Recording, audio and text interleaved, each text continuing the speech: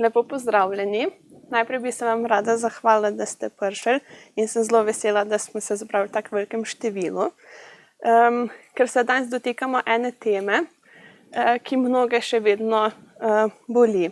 Govorili bomo o vojni v Bosni in Hercegovini, ki je močno zaznamovala življenja vseh prebivalcev te države, vendar še posebej tistih, ki so utrpeli nasilje in se danes še vedno borijo s nekimi travmatičnimi spomini in pa izkušnjami. Kljub temu, da letos mineva 31 let od agresije nad bošnjaškim in nesrbskim prebivalstvom v občini Prijedor, rane še vedno niso zaceljene. In prav Prijedor je zraven Sarajeva in Srebrenice neka točka tistih najhujših grozot, ki so se v 90-ih letih dogajale. Danes bom predstavila dogajanje na osnovi pripovedovanja mojega sogovornika Ismeta Sivca, ki ga vidite tukaj gor na sliki.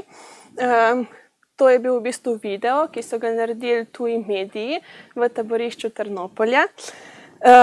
In on je notri preživel par mesecev. Najprej je bil v taborišču Karaterem, potem v Trnopolju. Kaj pa si jaz danes želim je to, da mi v bistvu zavestimo, da tukaj ne gre samo za neke spomine, da ne gre samo za zgodbe, ampak gre za dejanska življenja in dejanske ljudi.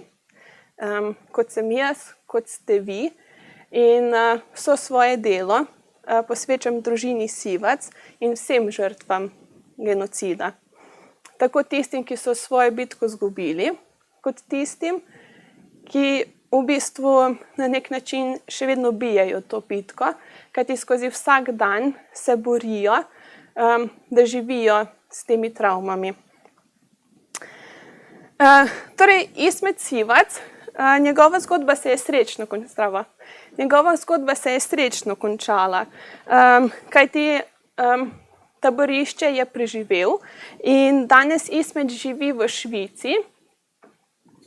Bomo počakali, zdravo.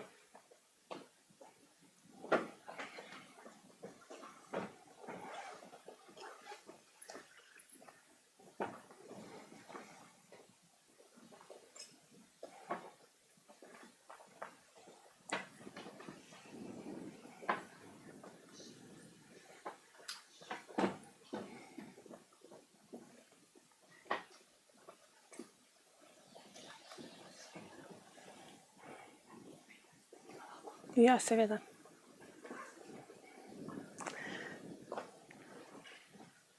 Torej, danes Ismet živi v Švici in je ponosen oče, ponosen dedek. In torej, kot sem že rekla, se je njegova zgodba srečno končala. Leta 1992 pa je bil 21-letni moški, ki so ga skupaj z njegovimi sosedi, sorodniki, prijatelji odpeljali najprej v taborišče Karaterem, kot sem že povedala, potem pa še v taborišče Trnopolje. Pri nekako začetku neke ideje, s čim bi se rada ukvarjala za diplomsko nalogo, sem se zavedala, da je tema zelo občutljiva in sem si nekako zadala, da bom naredila z Ismetom več kratkih pogovorov, da tudi njem nekako ustvarim prostor za razmislek, da malo predela stvari, ampak sva se prvič dobila preko videoklica in sva se pogovarjala 3 ure. Potem pa nekako nisem več mogla vzpostaviti stika z njem. In potem čez nekaj časa sem ga srečala v Bosni, ker mi je rekel, da si želi sodelovanje prekiniti. Tukaj gre predvsem za to, da ko se žrtve taborišč nekako poskušajo spomniti dogajanja oziroma življenja, gre za spodbujanje podoživljanja nekakšnega poniževanja, ki so ga bili priča. Hkrati pa mnogokrat velja, da s tem, ko pripovedujejo, v bistvu celijo rane. Pa temu včasih ni tako, ampak jim ravno tišina pomaga skozi vsakdanje življenje. Hkrati pa bi rada še poudarila to, da ob pregledu literature sem opazila, da je Ismet večinoma oziroma dostikrat tudi tako pretirano negativno opisoval dogodke oziroma so bili malo podatki izkrivljeni. Recimo pri opisovanju oziroma naštevanju števila žrtev ali pa velikosti prostorov, hal v taborišču Kereterm in tako naprej. Spet tukaj bi poudarila, da je ta izkušnja travmatična in da v bistvu iz tukaj pol to izhaja torej neka izkrivljenost podatkov, ker v bistvu človek v trpljenju težko ohranja neko objektivno distanco. Najprej bom predstavila malo politično dogajanje oziroma kako je sploh prišlo do prevzema oblasti, potem pa bomo v bistvu prišli do njegovih spominov. Zdaj, danes bom govorila o taborišču Kereterm, torej in Trnopolje predvsem, oziroma o občini Prijedor, ki vidite tam gor, torej danes še vedno, torej del Republike Srpske, v sami bližini Banja Luke in nekje na tej hitri cesti Prijedor-Banja Luka se tudi nahaja Kozarac, o katerem bom tudi kasneje govorila. Zdaj, napetosti v samem Prijedorju oziroma občini so se začele dogajati po večstrankarskih volitvah, prvih večstrankarskih volitvah, kjer je zmagal SDA.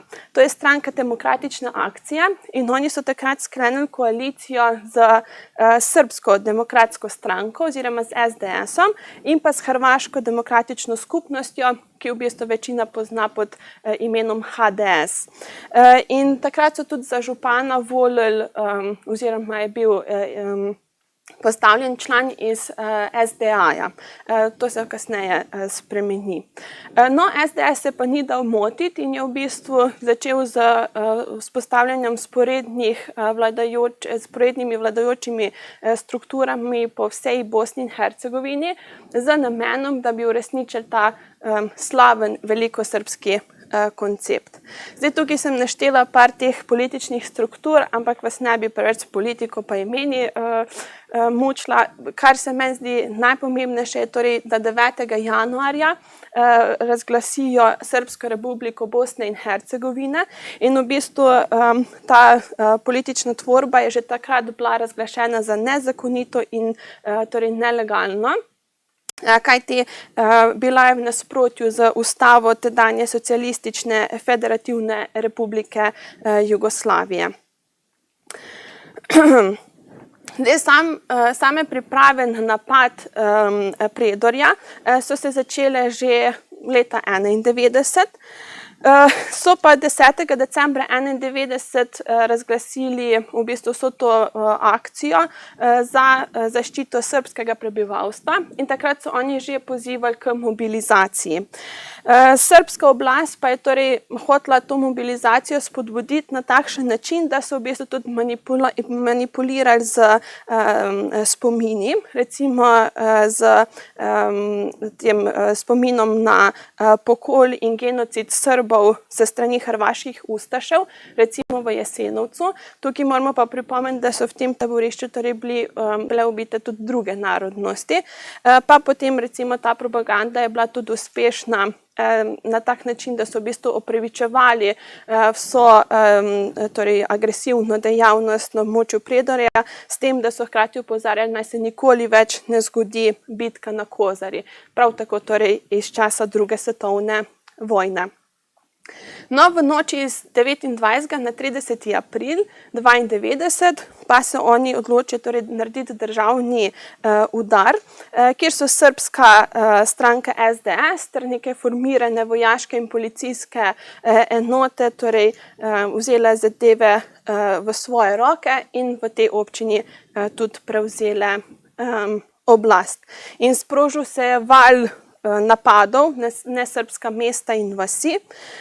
Na tem dokumentu, ki so ga gor vidite datum 30.4., torej so podpisali, torej nekako še uradno so s tem dokumentom še prevzeli oblast in tukaj na tej točki, torej tale, torej piše, da Ove aktivnosti su uvedene sinhronizovano i bez ispaljenog jednog metka. Malo tako ironično. Torej, če prevedem, te aktivnosti, torej prevzem oblasti, so izvedene sinhronizirano in brez enega izstreljenega naboja. Da bi v bistvu oni lažje oziroma bolj uspešno izvajali svojo oblast, pa so se institucionalizirali v Svet za narodno obrambo, ki ta svet vodi Milomir Stakič, no potem se preimenujejo v krizni štab občine Predor in tudi ta krizni štab v bistvu ima glavno besedo v vseh taboriščih in so odgovorni za vse smrti, ki so se zgodile notri. Ta prevzem oblasti pa se je kazal predvsem na način, da so v bistvu postavljali člane SDS-a na vsa vodilna delovna mesta in tukaj pride ta preskok, torej da pred prevzemom oblasti imamo mi župana iz vrste SDA-ja, zdaj pride župan iz SDS-a, potem se vpelje splošna prepoved vstopa muslimanskega prebivalstva v zgradbo občine, pa tudi spremeni se struktura policijskih sil v občini. Torej, tisti policisti, ki so bili pač malo nižjega ranga, so mogli pač preseči srbski oblasti in so tudi imeli srbske simbole na uniformi, medtem ko tisti, ko so bili malo više na položaju, so pa avtomatsko bili odpuščeni. Da bi pa ideja o združitvi Bosne in Hercegovine s Srbijo uspela, je bilo potrebno tudi vpeljati nek nadzor nad medijskim prostorom in srbska propaganda je v tem bila zelo uspešna, saj je vpeljala cenzuro medijev. Tako sta torej tedanji Kozarski vestnik in pa Radio Predor bila v bistvu nek odkrit glas srbske stranke SDS in to se vidi tudi torej ob samem prevzemu oblasti, so oni pozvali vso prebivalstvo, naj si razloge, pa kaj se dogaja, torej preberejo v Kozarskem vestniku.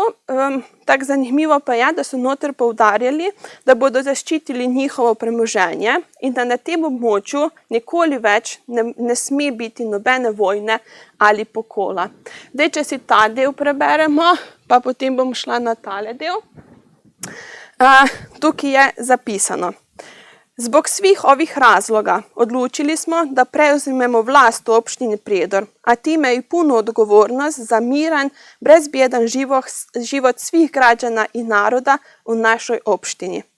Za zaštitu njihove imovine, za uspostavljanje pravne države, za organizovanje privrede i normalnog života grada i sela na području opštine. Torej, v prevodu, zaradi vseh teh razlogov smo se odločili prevzeti oblast v občini Predor in s tem polno odgovornost za mirno, varno življenje vseh državljanov in narodov v naši občini.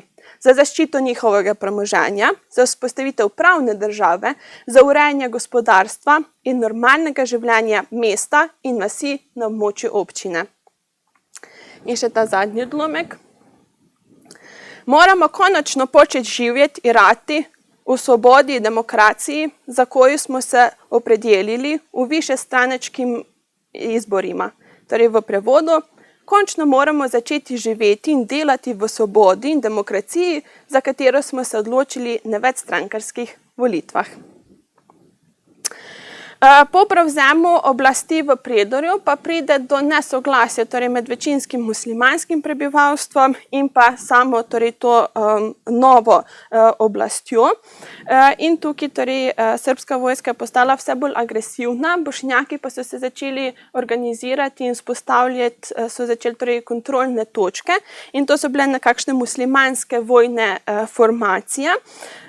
Za okoli tam 1500 do 2000 lažje oboroženih prostovoljcev. Na drugi strani se istočasno v okoliških srbskih vaseh po narekovaji skriva okrog 6000 težko oboroženih vojakov. In oni so tukaj seveda si nekako prizadevali so si, da bi se na čim bolj miren način torej nekako dogovorili, ker so se seveda zavedali, da so Srbi veliko bolj torej močnejši. In tukaj pride do več organiziranih sestankov, vendar srbska stran ne popušča in 20. maja 1992 izda ukaz o splošni mobilizaciji. Nekaj dni kasneje pa pride tudi do blokade telefonske povezave in blokada mesta, kar pomeni, da ljudje med sabo seveda niso mogli komunicirati, prav tako pa niso mogli iz mesta ali pa v mesto vstopiti. No, in seveda Srbi so se lotili nekaj takega agresivnih napadov in prva žrtev teh napadov je bila ena vas Hambarine, kjer so sistematično obstreljevali, ubijali, posiljevali in zažigali hiše. No, hkrati pa muslimani oziroma bošnjaki, ki so se torej organizirali v te neke kontrolne točke, so dobili ultimat iz srbske strani, naj se v bistvu predajo in naj izrazijo zvestobo Srbske republike Bosne in naj priznajo podrejenost novim vladnim strukturam. Hkrati pa jim zdajo ultimat za razorožitev in tukaj so oni njim pač rekli, naj jim prinesejo oziroma naj predajo 7000 kosov strelnega orožja. Bošnjaki so na to odgovorili, da pač oni tega orožja nimajo in če nimaš, valjda ne moreš to dati. In na to so jim odgovorili, gospodje, to je vaš problem. Hkrati pa so jim zagrozili, da če ultimata ne izpolnijo, bojo Kozarac zravnali s tlemi. In bilo je samo še vprašanje časa, kdaj se bo to zgodilo. In napad na Kozarac je bil torej načrtovan, usklajen in pa tudi izveden 24. maja leta 1992. Tega dne oziroma tega dogajanja se Ismet spominja predvsem kot nek tornado, kot pravi on, ki je rušil pred sabo vse. Vojaki naj bi prišli do zob oboroženi, naj bi se slišali zvoki tankov, topov, pušk, min in pa bomb. Hkrati pa on tukaj že govori o nekem strahu, ki je prevzel njihov vsakdan in o paniki, ki je v bistvu zajela okoliško prebivalstvo.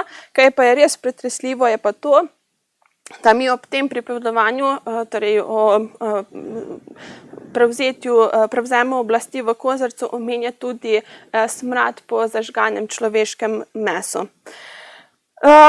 No in po nekaj dneh bojev se torej bošnjaška formacija odloči, da se enostavno preda z namenom, da bi v bistvu zaščitili civilno prebivalstvo, da bi nekako se izognili smrtnim žrtvam. No, Srbi pa so se pač kljub temu suvereno vkorakali v mesto in začeli z vojnimi zločini. Tako so bili bošnjaki večinsko, pa tudi ostali nesrbski prebivalci, vsak dan preganjeni, nezakonito pridržani, mnogi so bili umorjeni, mučeni, oropani in zaprti v eno izmed več koncentracijskih taborišč.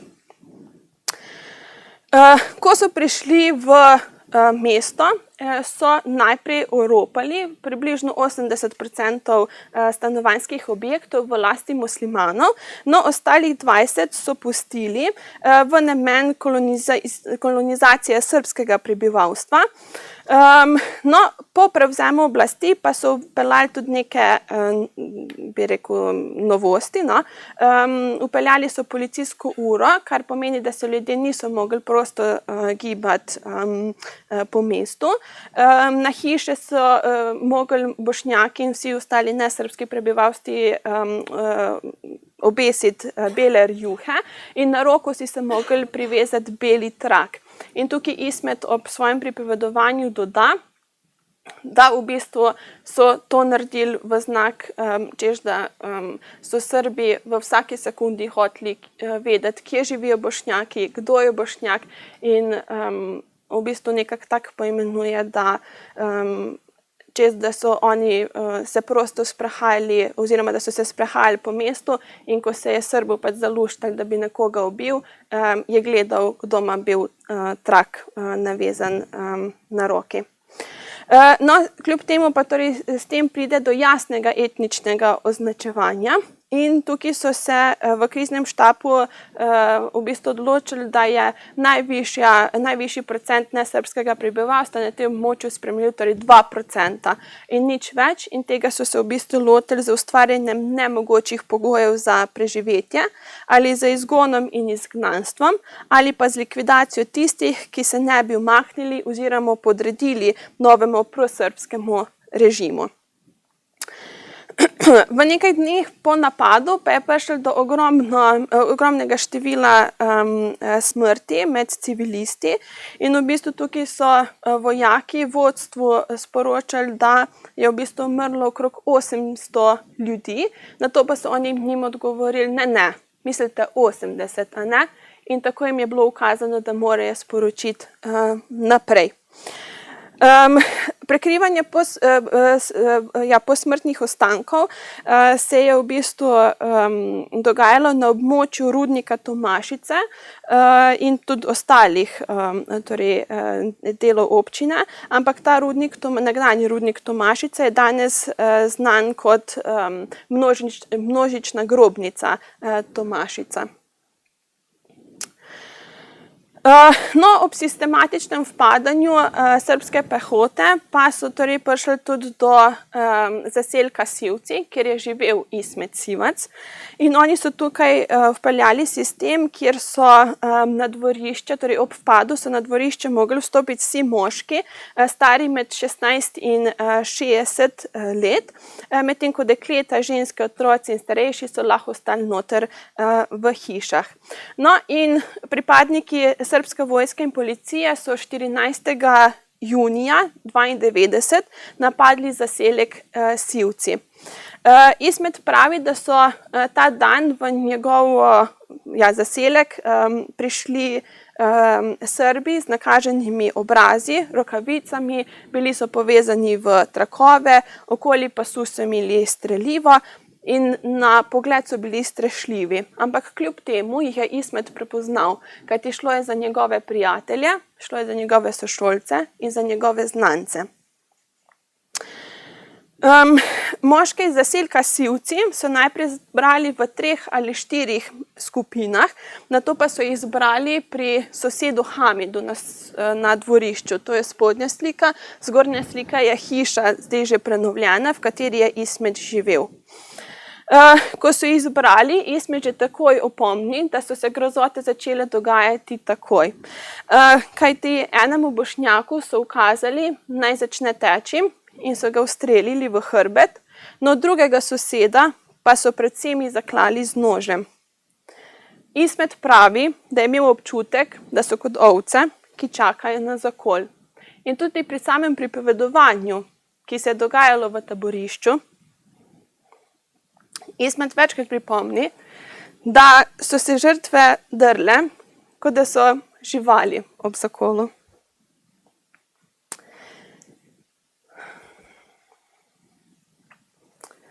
Ismet je prepričan, da so se prizadevali človeku na različne načine zadati bolečino. Pravi, da so udarjali po delih telesa, ker bi jih trajno in močno prizadeli, torej po vitalnih organih, in on pravi, da največkrat po ledvicah. Ob izstopu iz avtobusa, kajti oni so jih takrat dali približno v 3 ali 4 avtobuse, se ne spomni točno, so jih torej odpeljali v taborišče Kereterem. In takoj po izstopu so hitro spoznali, kako bo izgledal vsak dan v taborišču. Odpeljali so jih v taborišče, ki je služil v bistvu nezakonitemu pridržanju, ker so bili izpostavljeni nehumanim dejanjem in postopkom, kot so mučenje, ubijanje, spolno zlorabljanje, psihični pritisk, pretepanje in tako dalje. Formiranje koncentracijskih taborišč je v bistvu bilo pod vodstvom kriznega štaba občine Predor. Tu pa so, v tej občini so imeli 3 glavna taborišča, to so Omarska, Kereterem in Trnopolje. V Omarski Ismet ni bil pridržan, medtem ko torej v Keretermu in Trnopolju je. Zaprtih in mučenih pa je bilo približno 31.000 Bošnjakov in Hrvatov, medtem ko življenje je izgubilo približno 3.000 oziroma 4.000 pridržanih. In njihovo torej, delovanje notri je bilo v bistvu zelo sistematično, kajti pridržanja so razdelili v 3 skupine. Najprej so bili v skupini A tisti, ki so imeli v bistvu neko prednost za likvidacijo, torej so bili neki intelektualci, recimo zdravniki, veterinarji, potem nekakšni verski uslužbenci in tako naprej. Potem so bili v skupini B domnevni vojni ujetniki, torej so oni predstavljali v njihovi očeh nekakšno grožnjo za tedanjo politiko.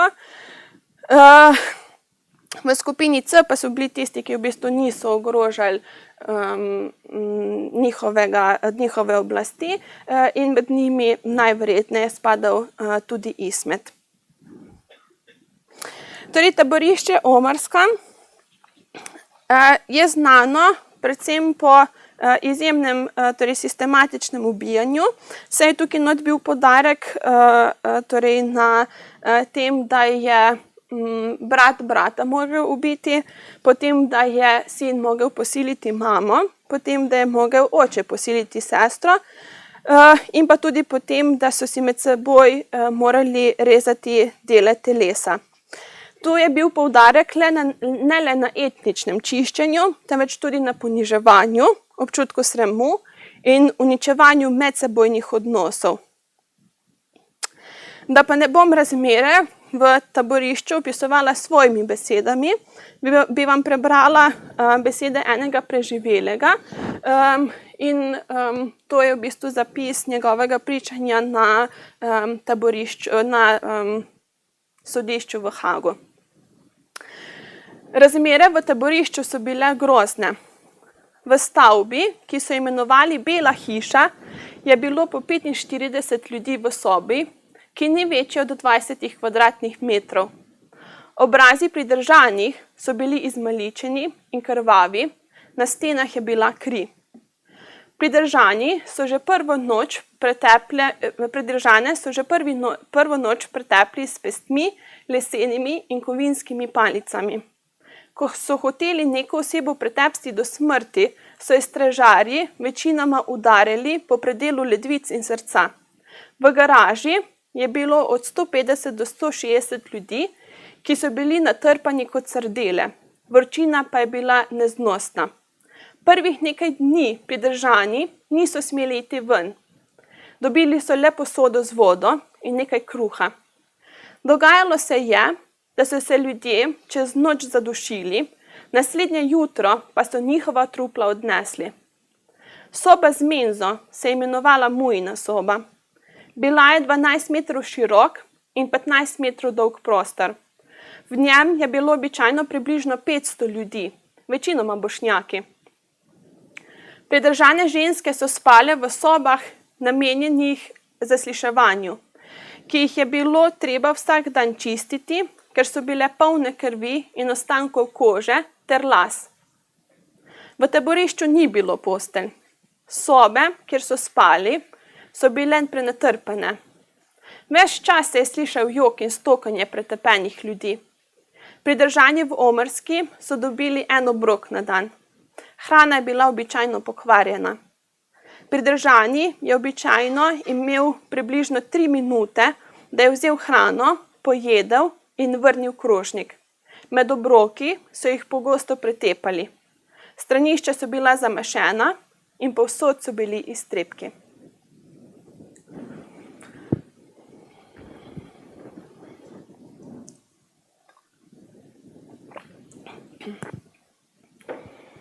Torej, zdaj pa pridemo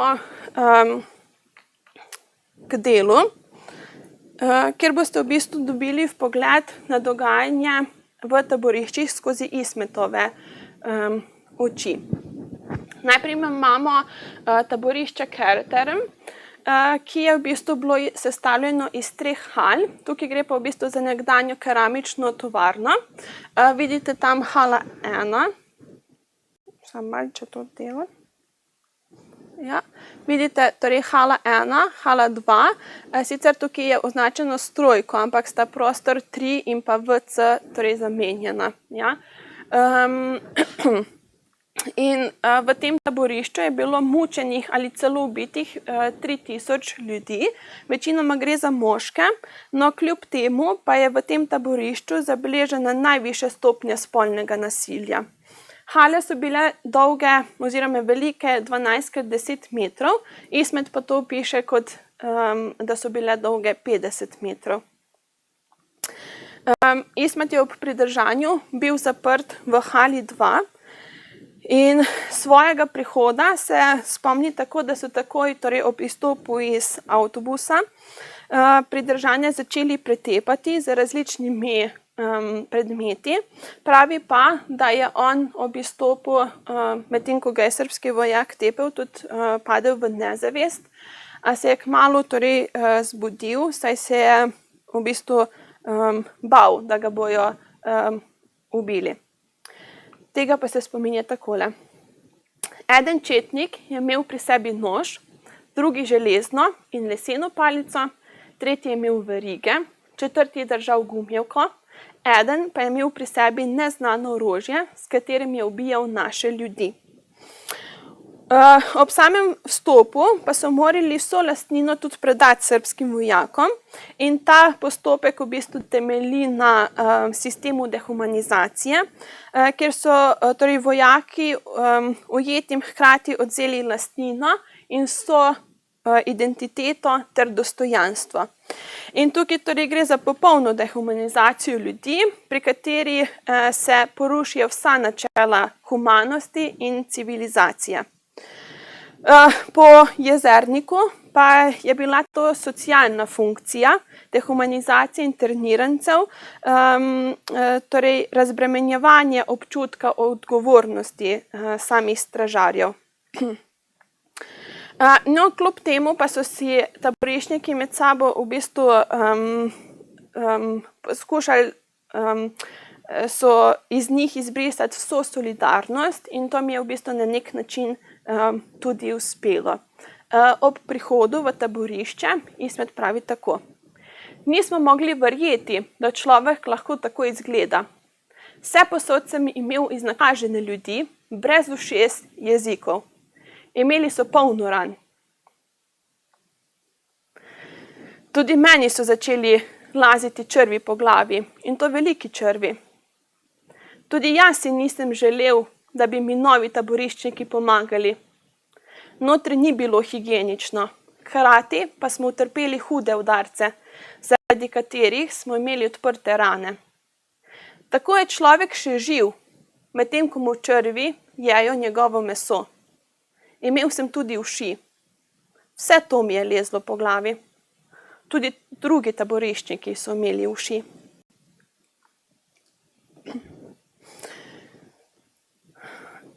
V halah pa je po Ismetovih besedah bilo tudi zelo zadušljivo. Nekateri so izgubljali zavest in so pač dolgo prihajali k sebi. Ismet pa se tega spominja tako, da je 7 ur v bistvu stopal iz ene noge na drugo, ker se ni mogel usedeti. No, potem pa ga je k sebi poklical sosed, Muni Psivac, ki je imel ob sebi svoje 2 sinova, starejšega Edina in mlajšega Nedžada. Z njem v taborišče je prišel tudi stric Merzug, ki je potem bil zaprt v hali 1. V taborišču pa je prihajalo do konstantnega fizičnega in psihičnega nasilja, ki je na zapornike seveda delovalo še bolj travmatično. Vsak trenutek je prišel Srb z orožjem, nas pretepal, peljal pred halo, nas mučil in ubijal. To je bila prava beda. Ubili nas bodo, zaklali nas bodo. Najhuje je bilo, če so nas odpeljali s sabo v druge prostore. Tudi zmerjali in poniževali so nas. Drli so se, da smo Turki, muslimani, Balije.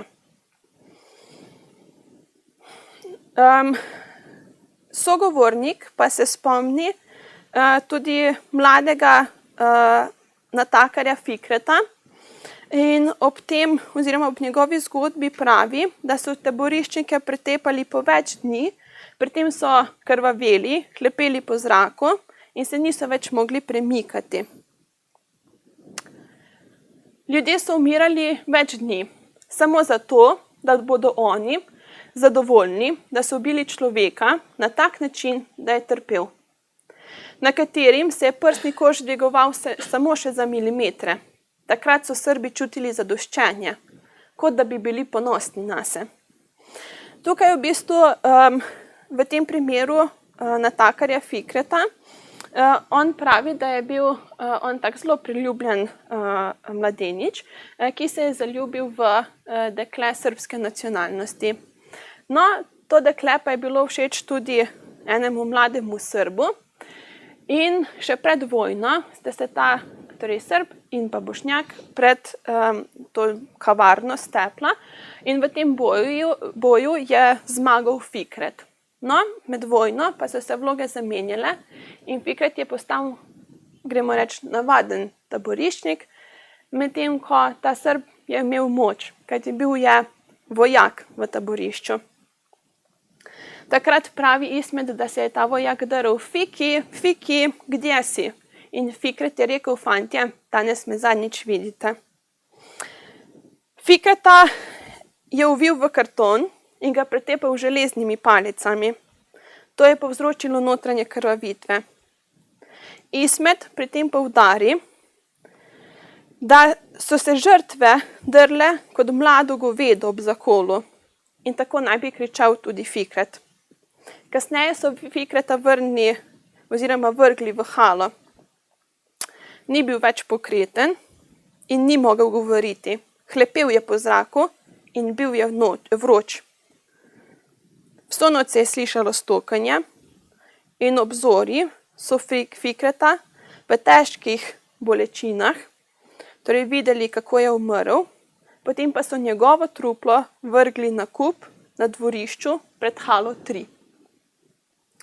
Fikret pa ob tem pravi: mrtve so metali na kup, kot da zbirajo smeti, a potem je prišel tovornjak in jih odpeljal. Tukaj se je tudi velikokrat dogajalo, da so mrtve na tovornjak v bistvu nosili ostali taboriščniki, potem so njih torej skupaj dali na tovornjak z umrlimi. Ko so prišli do grobnice, so živi taboriščniki mogli mrtve v bistvu vršiti v grobišče, potem pa so še njih postavili ob rob, jih postrelili in vrgli notri. Ismet pa se spomni tudi dogodka v noči iz 24. na 25. julij 92, ki je v zgodovino zapisan kot pokol v Trojki oziroma bosansko masakr v Trojki. To noč so ubili približno od 160 do 200 moških iz območja mesta Brdo v občini Prijedor. Njih so pripeljali v taborišče, jih zaprli, torej v hangar oziroma halo številka 3 in jim več dni niso dali piti ali pa jesti in ljudje so v bistvu moški, so se začeli v bistvu pritoževati in začeli so ropotati po vratih. No, srbski vojaki pa so jih kaznovali tako, da so z mitraljezom v vrata streljali, kot pravi Ismet, vso noč. Najprej pa so vse 3 hale napolnili z uspavalnim plinom, zato se Ismet tega spominja, kot da bi sanjal. In tudi tukaj, ko vidimo, torej iz te skice imamo halo 3, torej, ki je zamenjena z WC-jem, ampak tukaj piše trava, ovdje je bila torej telo za mrtve in potem tukaj od spodaj piše, da je tukaj stal mitraljez. No in naslednje jutro so dogajanje videli samo tisti, ki so stali ob vratih. Ismet pa zato pravi: videli so roke, noge, glave. Niso mogli sestaviti enega trupla. Vse je bilo v kosih. Nihče ni preživel. Celo noč so streljali. Samo to noč so lahko umrli zaradi streljenih nabojev. Vse hujše in hujše prizore smo videli. Pred to nočjo so srbski pazniki ubijali po 10 ali 20 moških dnevno. Sedaj pa so v eni noči ubili 256 moških. Nismo imeli več upanja za življenje. Nikaj. Dlje kot je trajalo, bolj nas je bilo strah. Naše misli so bile vse hujše.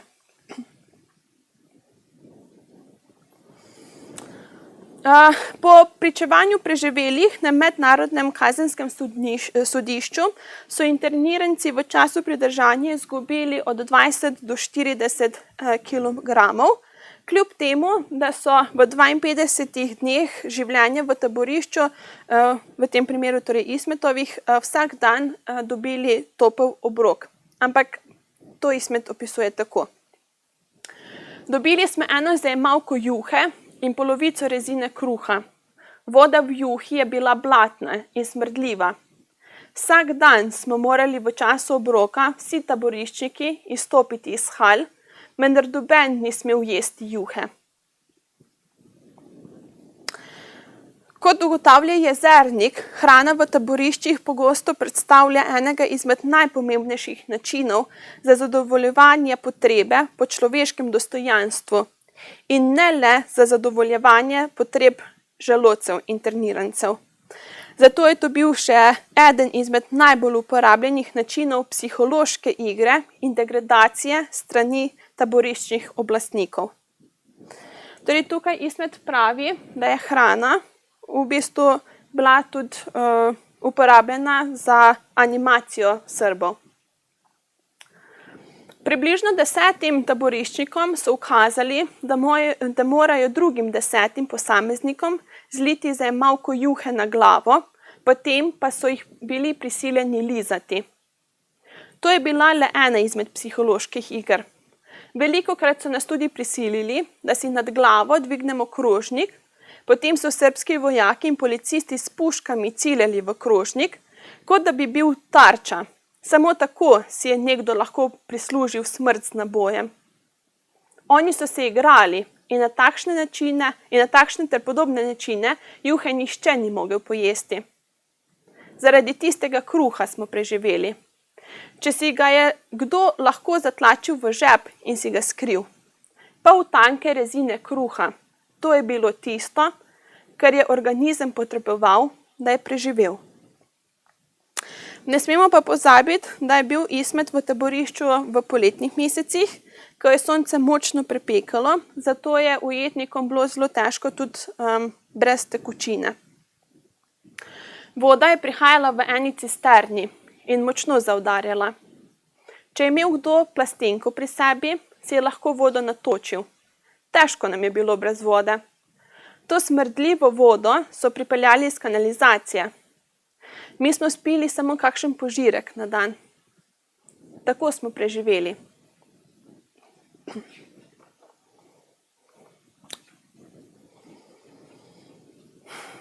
Velikokrat sem sanjal mamo, kako mi ponuja krožnik tople, okusne, domače hrane. Ali v potoku, kjer sem pil vodo. Jaz sem si predstavljal različne površine na svetu in si želel, da bi bil na katerem koli koščku zemlje, samo ne na tem mestu. Se je vsako minuto prišel Srb z velikimi psmi in nas mučil ter počasi ubijal. Taboriščniki pa so v vseh teh grozotah tudi izgubili nadzor nad svojim umom in telesom. Zaradi ogromnega šoka so en drugega grizli kot živali, kot pravi Ismet. In med sabo so se sicer dogovorili, da tega ne bojo več počeli, ampak mi smo bili v takšnem šoku, da pozabiš kdo ali kaj si. Nekateri so se zavedali samo še svojega imena. V takšnih šokih so nekateri grizli ostale kot živali. Doživljali smo napade, kot otrok, ki te hoče ugrizniti. V nekih trenutkih so bili ljudje izgubljeni. do te mere, da smo postali izgubljeni, da smo se dogovorili, tudi jaz osebno, da se moramo kontrolirati. Eden drugemu smo z zobmi trgali meso. Vsi smo bili pogriženi. Ko te je nekdo ugriznil, nisi mogel roke potegniti iz ust, saj je človeški ugriz zelo močen, pa tudi zelo lačni smo bili. Nismo bili sposobni racionalno razmišljati. Že ob napadu na Kozarac mi Ismet pove, da v bistvu si je želel hitre smrti, ampak šele ob pridržanju v taborišču je v bistvu razumel, kaj je to prava želja po smrti. Z izživljanjem nisem se smel ubiti, a tako smo si želeli smrti. Nič nisi smel. Lahko si samo trpel in ko te je on hotel, da umreš, si lahko umrl. Želel sem si, da bi se v naši hali zgodil pokol kot v Trojki.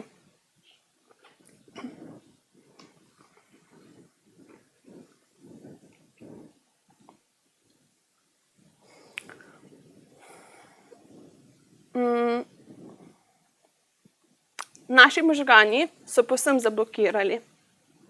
Mi smo razmišljali ne kot živali, saj si ona želi preživeti. Razmišlja, kako preživeti. Mi smo si celo zaželeli, da nam prislonijo nož pod vrat in nas zakoljejo. Medtem ko si se oni želeli, da mi trpimo in umiramo zaradi ran, bolečin. To je bilo težko. V Karatermu se je pojavilo tudi hrepenenje po smrti z nabojem in strah pred smrtjo zaradi mučenja in masakriranja človeškega telesa. Ismet pravi, da so se taboriščniki sprijaznili s smrtjo in upali, torej, da bodo hitro umrli. V noči iz 4. na 5. avgusta so intenzivno ubijali. Naslednji dan pa so vse internirance, ki so preživeli, spravili na avtobus. En del so jih odpeljali v Omarsko, no drug del v taborišče Trnopolje. Njega so skupaj z Munibom, njegovima 2 sinovoma ter stricem Mrzukom odpeljali v taborišče Trnopolje. Ob tem pa Ismet pravi, samo da gremo nekam, kamorkoli. Naj nas nekam odpeljejo in pobijajo vse.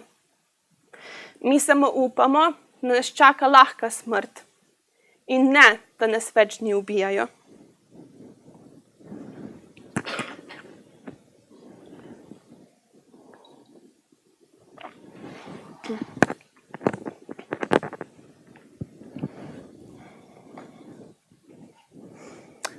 Taborišče Trnopolje je bilo sestavljeno iz kompleksa osnovne šole, športne dvorane, kulturnega doma in nekaterih stanovanjskih hiš v okolici.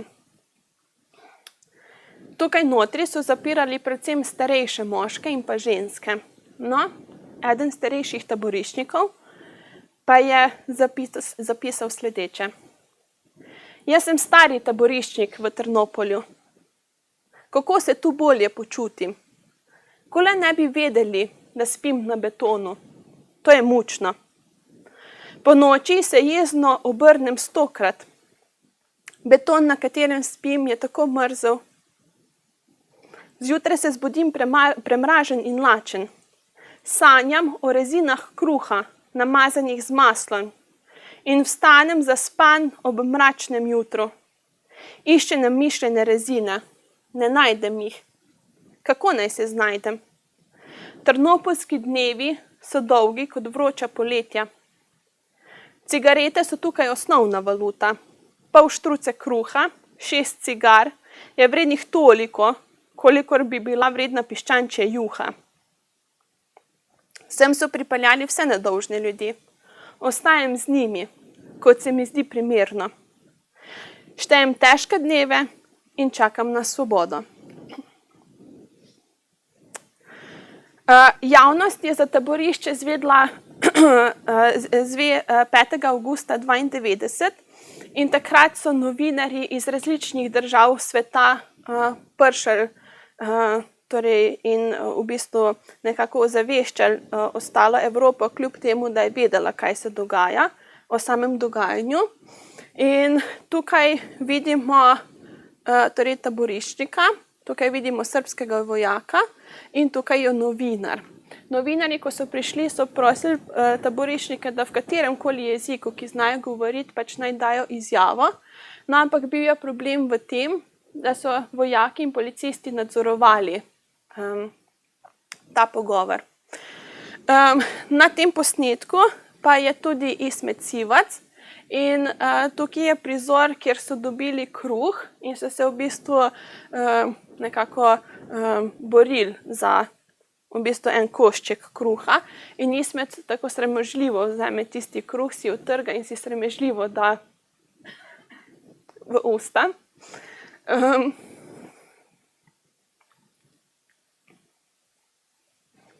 Kljub temu pa pravi, da so razmere tukaj bile veliko boljše. Rdeči križ je na to območje prišel 15. avgusta in takrat jim je bilo veliko lažje, saj so dobivali hrano v konzervah in tudi Rdeči križ jih je popisal, da jih več niso mogli ubijati, ampak so jih samo še pretepali in mučili po noči.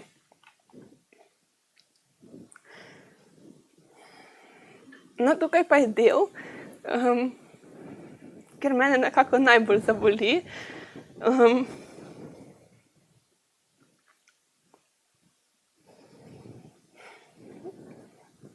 Ko je Rdeči križ prišel, so oni dali njim nekakšne takšne obrazce, na katere so lahko pisali svojim svojcem, ki so bili v bistvu na varnih območjih. In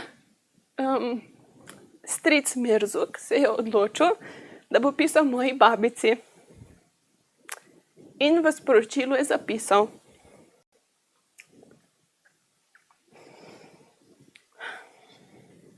Javljam se iz Trnopolja, da sem živ in zdrav. Moji so otišli v Slovenijo in ja mislim, da so kot tebe.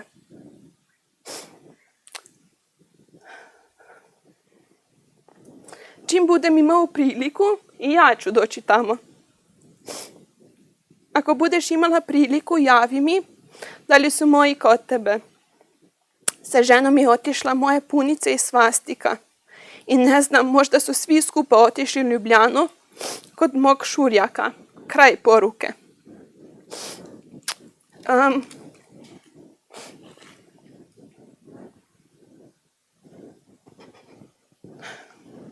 To sporočilo je bilo napisano 12. avgusta. In takrat so se Srbi spomnili ideja, da taboriščnikom omogočijo prevoz iz taborišča. Saj so rekli, da brez veze čakamo Rdeči križ, vas bomo mi odpeljali, mi vas bomo osvobodili. In 21. avgusta so organizirali avtobusni prevoz. Ismet je bil za to, da ostane z večino in je rekel, da na ta avtobus ne gre. Medtem ko Mirzuk, Nedžad, Edin in pa Munib so bili mnenja, da grejo. In tudi Mirzuk je napisal, čim budem imel priliku. In ja ću doći tamo. Njegova želja je bila tako velika, da gre iz taborišča,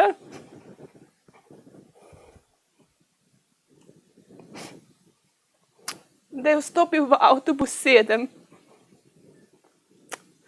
Seveda on jih pa niso osvobodili.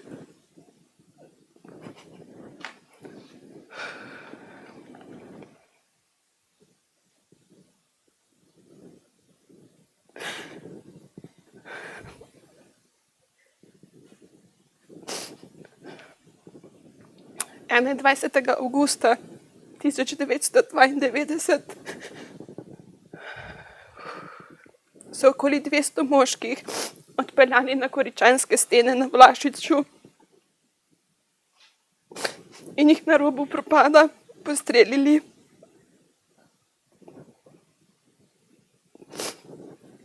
Njihova trupla so padala kot domine.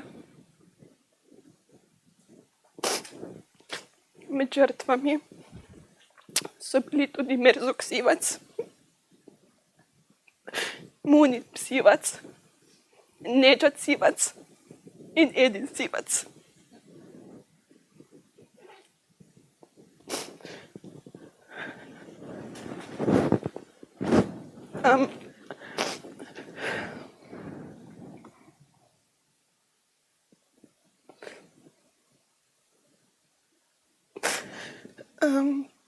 Za zaključek bi sam povedala,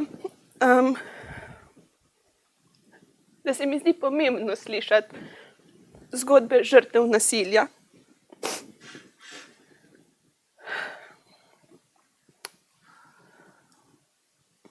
Zdi se mi pomembno, da jim damo občutek, da so slišani in videni.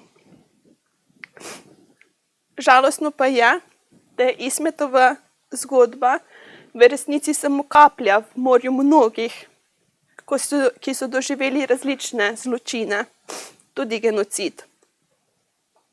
Nekateri še vedno ne morejo govoriti o grozotah, ki so jim bili priča.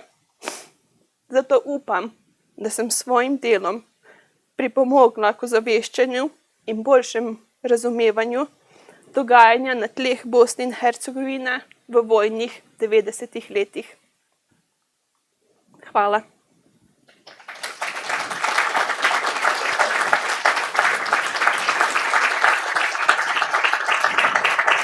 Hvala.